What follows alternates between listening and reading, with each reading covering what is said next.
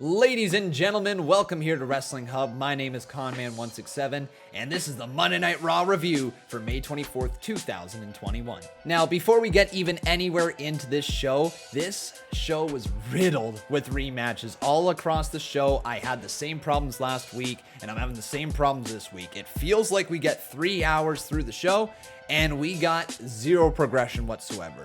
But let's kick things off with Bobby Lashley, just like he did the previous week, coming out with 5 beautiful girls by his side. However, they were different girls this time, so no consistency there. He's got different women every single week, apparently does Bobby Lashley. But life is good for the champion. Life is good for MVP, who are standing in the center of the ring, except for the dark cloud that looms over top of them in the form of Drew McIntyre. This is where Drew McIntyre interrupts them, of course, and he comes walking down to the ring. And I don't know if anybody else got this, but I picked up some slight heel vibes from Drew McIntyre during this promo. Whether this was to position him as more of like the tweener, or whether he was already on the track to becoming a more heelish character, I'm not exactly sure. But I was getting some heel vibes from Drew McIntyre during this segment. Kofi Kingston came out after last week where he beat Bobby Lashley and had some words for Bobby Lashley and Drew McIntyre. McIntyre, however, said, "You're welcome," to Kofi Kingston. Kofi Kingston took exception to that. He did not like the fact that Drew McIntyre believes that Kofi wouldn't have won if it weren't for the help of Drew McIntyre. That sets up our first match of the evening. Bobby Lashley's going to watch from the VIP lounge with MVP and his 5 beautiful girls as Drew McIntyre goes one-on-one against Kofi Kingston for the #1 contendership for the WWE title. This was a really solid match. Kofi Kingston and Drew McIntyre. It was different to see a babyface versus babyface, and especially 2 babyfaces who have been pushed as some of the top people in WWE over the last few years. They went head to head and we got ourselves a hard-hitting matchup. There was a few moments that made me personally cringe at just how vicious it looked. Drew McIntyre's reverse Alabama slam on the outside of the ring apron, that was vicious looking.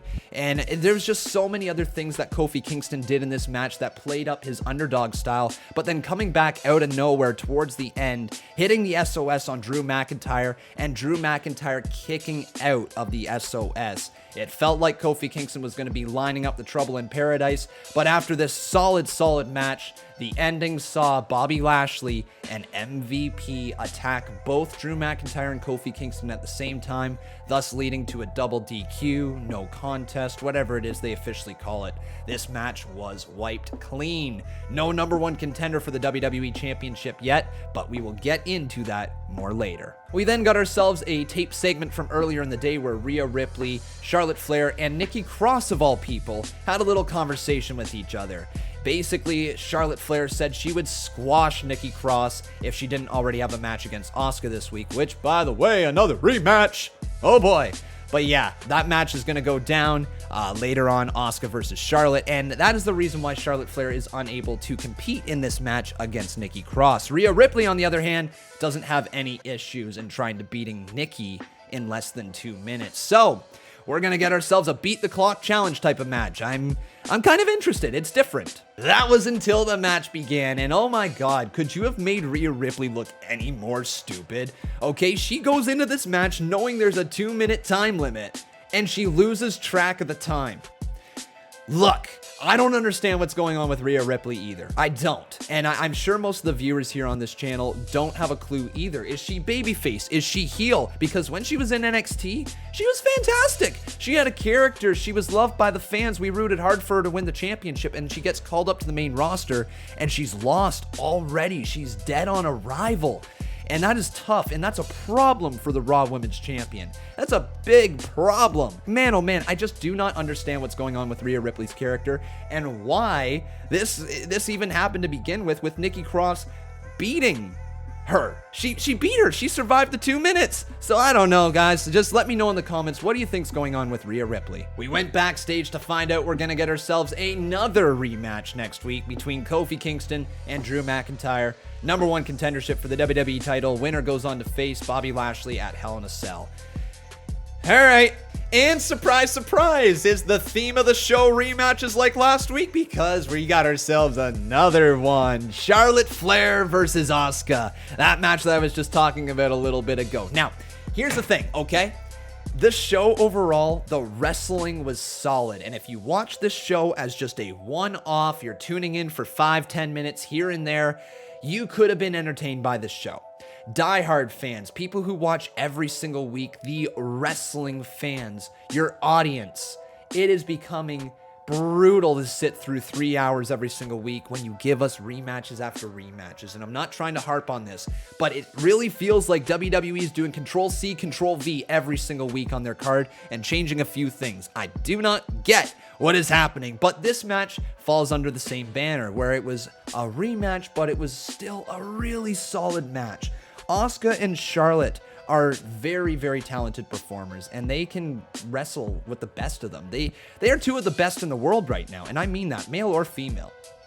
But this match, it doesn't matter how good it is when you've seen it 500 times. It just doesn't work if you have the matches lumped in together every single week. People get tired of seeing it. It doesn't matter how good it is. People are tired of it. And I know I was tired with this one as well. But Asuka, Charlotte, solid match yet again. Charlotte continues to take some moves from Andrade. She took the spinning back elbow and the fake out moonsault. It is what it is. Andrade does it a lot better, but still, Charlotte Flair ended up winning with a surprise roll-up, beats Asuka, and she gets herself a shot against Rhea Ripley for the Women's Championship at Hell in a Cell. But again, I don't really understand what the purpose of last week's match was if Charlotte Flair now beats Asuka. Last week was supposed to be whoever wins, or if Charlotte wins, she gets an opportunity at Rhea Ripley, and she lost. But now all of a sudden, Asuka's out of the title picture, so maybe next week there'll be something filled in. But this was just so tough to follow, wasn't it? And all of a sudden, it was capped off with us saying, okay, we're getting Charlotte Flair versus Rhea Ripley, which I guess will be a fun match at Hell in a Cell. Whether it's inside the cell or not, I'm not too sure. But yeah, that's that whole thing right there. Asuka, Charlotte, just... We then got ourselves the match between Cedric Alexander and Shelton Benjamin. Again, a really solid match. This is a rematch from a few weeks back, but I wasn't too upset at the fact that this one went down. Makes sense, you know, they broke up from the Hurt Business and now they got another match here. Shelton Benjamin scored the pinfall over Cedric Alexander a few weeks back when he was getting a little too overconfident, and now Cedric has basically put the old man in his place, putting him right down at every turn he possibly could, cutting the longest promo of his career. I'm not sure if it was a good promo, but it was certainly the longest promo of his career, and he touched on some points before getting into the ring. He got Shelton Benjamin really, really pissed off before the match, but in the end, Cedric Alexander beat Shelton Benjamin with a back handspring kick to the head, and that's good for Cedric Alexander because he needed that win big time. Let's get on to Riddle versus Woods, my favorite match of the night. This one made so much sense. I understood why it was going on. They set it up last week perfectly, and it had a surprise finish. So, right here, let's get into it because there was a few brutal spots during this matchup. There was a Death Valley driver to the outside of the ring from Xavier Woods, and this thing, he hit him hard. Riddle got rocked on this maneuver. That one was just brutal to watch. The Bro Derek reversals back and forth from Xavier Woods and Riddle doing the Undertaker tombstone spot. Reversing the Bro Derek was really, really nice to watch as well. But the surprise finish came from the tag team partner of Randy Orton, Riddle, hitting an RKO on Xavier Woods and picked up the win. And I got a little bit of heel vibes as well from Riddle after that. He went into the Viper pose like Randy Orton does. He was almost foaming at the mouth. And I wonder if Riddle is starting to turn down a darker path. You know, the snake is beside him. Randy Orton may be corrupting Riddle. So I'm excited to see where this story continues. So following up from last week where AJ Styles faced off against Elias, we now get AJ Styles versus Jackson Ryker. It was a one-on-one match with no tag team partners by their side, or at least we thought. Very quick match though. Elias ended up attacking AJ Styles at ringside behind the referee's back, a running knee to the face, threw him back inside the ring. Jackson Ryker hit a big boss slam for the 1-2-3, and Ryker has beaten AJ Styles. Yes, that is a thing. However, right after the match, Omos's tag team partner came on down to the ring. Elias was hiding, but he couldn't hide from the big bad Omos. What a beautiful shot. Just standing over top of Elias, drags him back into the ringside over the barricade, and then chases away Jackson Ryker and Elias. The big man can move, and then he goes back to the ring to comfort AJ Styles. So interesting to see what they continue to do with Omos. I think they continue to nail every single shot that they put on the screen with Omos. He looks like a beast. His presentation is incredible, and I can't wait to see more work from the big man. So yeah, that is Jackson Ryker beating AJ Styles.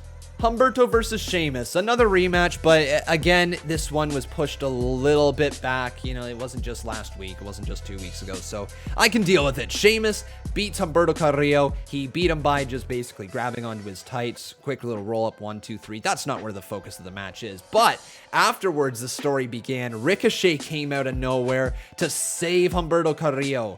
Humberto was in a lot of trouble as Sheamus locked in his submission move, whatever clover leaf it is. And Ricochet makes the save, missile drop kick. Humberto gets up onto the sky, does a moonsault as well. Ricochet with a 450 splash. It was really nice stuff.